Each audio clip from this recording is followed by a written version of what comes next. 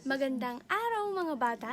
Ako si Teacher Daniely at ngayon ay samahan niyo kong ibahagi sa inyo ang tamang pagbigkas ng iba't ibang ponema ayon sa paraan, punto at artikulasyon nito.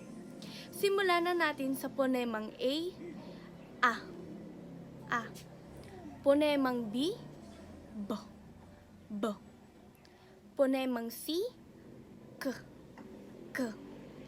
Ponemang D, D, D. Ponemang E, E, E. Ponemang F, F, F. Ponemang G, G, G. Ponemang H, H, H. Ponemang I, I. Ponemang J, J, J.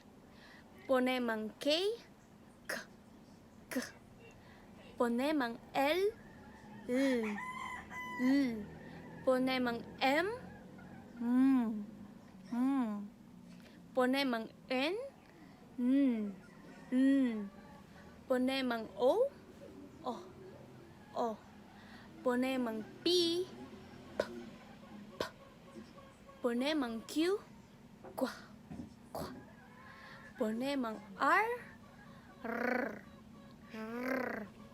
Ponemang S, S, S. Ponemang T, T, T. Ponemang U, U. Ponemang V, V, V. Ponemang W, W, W. Ponemang Y, Y, Y. Ponemang Z, Z, Z. At iyan ang mga iba't ibang ponema ayon sa paraan, punto at artikulasyon nito. Sana ay may natutunan kayong araw at bago ako magpaalam, huwag niyong kakalimutan na mag-subscribe sa aking channel. Yun lamang mga bata at magkita-kita tayo sa susunod na araw. Bye-bye!